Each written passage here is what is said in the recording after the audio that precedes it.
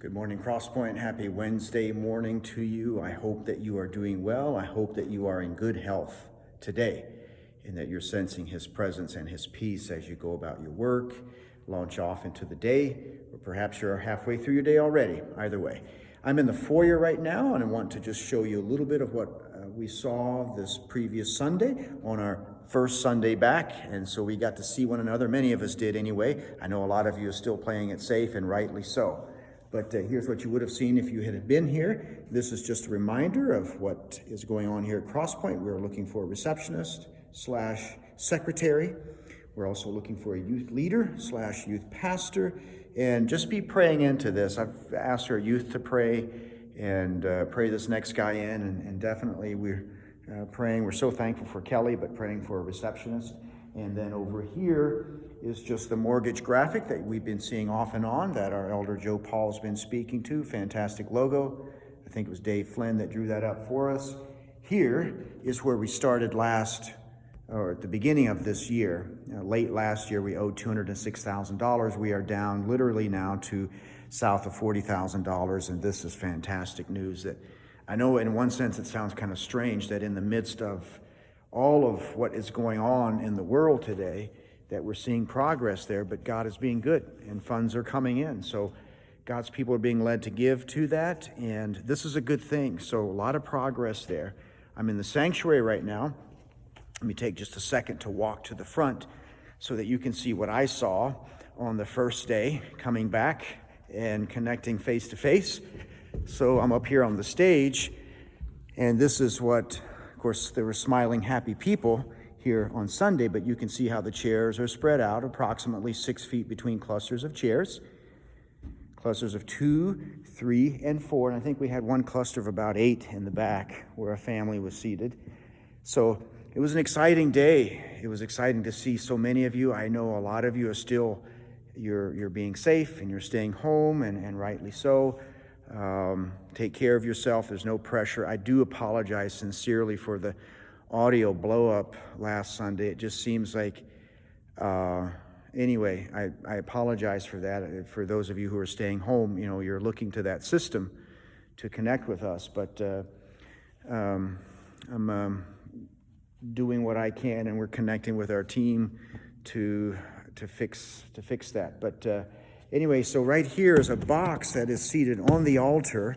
Lauren Bosco-John introduced that to us this past Sunday. Here's what that box is. It is a 22-foot blow-up screen. Yep, in a little bitty box here.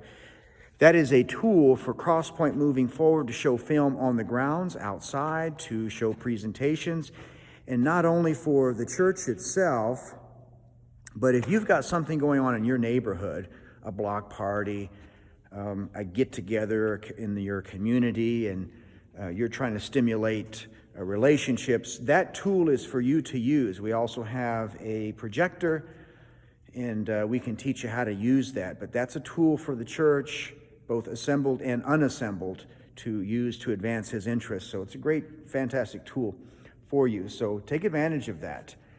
On the walls, as we were looking at the transition last Sunday between kind of a pre-COVID world and a post-COVID world, I zeroed in on Joshua's transition from that of a helper to Moses to the leader of Israel, and so we were making that comparison.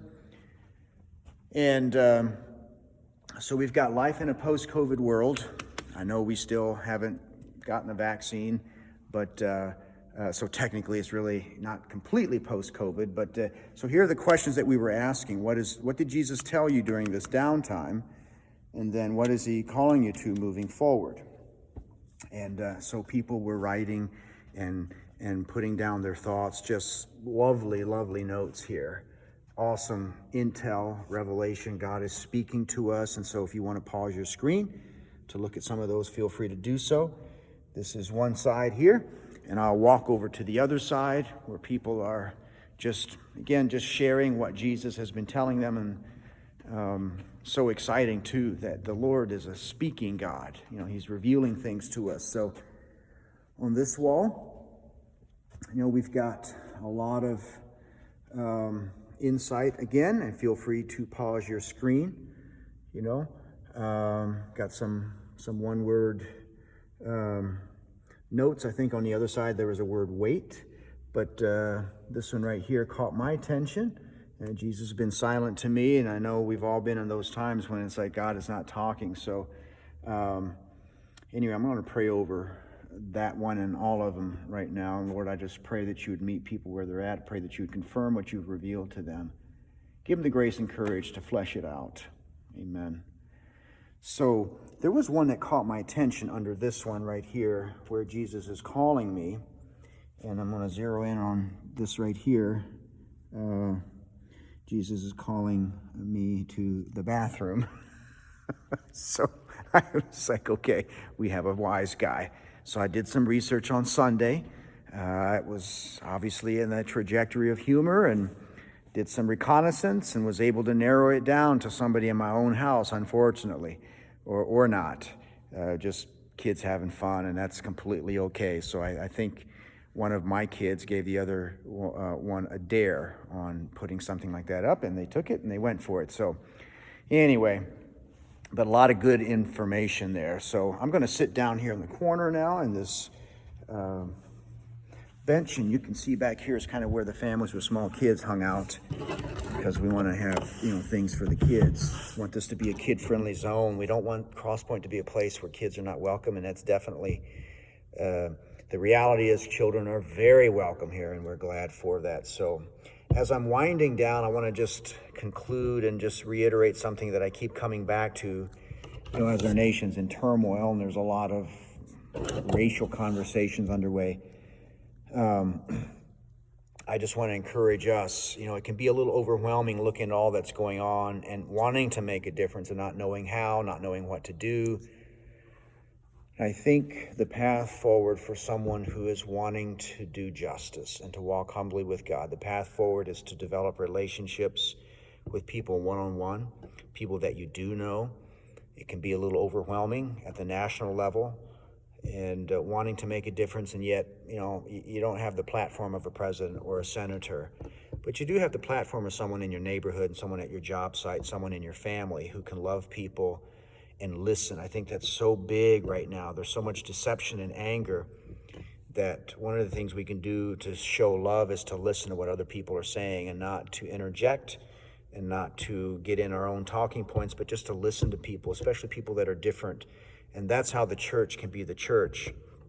That's an easy step anyway on the front end, is to listen, and you get all kinds of insights. I mean, I think, as people, we want to share our thoughts, we want to share our hearts, but if we're going to get attacked or judged, and it's a cruel thing to be put into a box, to be put into a stereotype. That's a cruel thing. And oddly enough, it's like an emotional slavery of its own.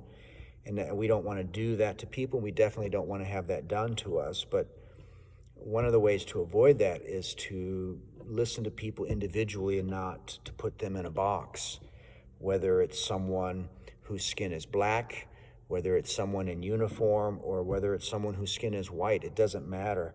Like, you just don't want to prejudge people. You want to listen to what people have to say. So anyway, just a thought there. Jesus did say that love will be the chief and defining characteristic of his people. That's what sets us apart from the children of this age. The disciples love one another and they love others. And the children of this age are confused and they don't know where to turn. And in the absence of love, there's lawlessness and there's fear. But in God's people, for sure, who possess the Spirit of God, we are governed by love. So anyway, love you, Cross Point. Look forward to seeing more and more of you as we open up. Take care. Bye.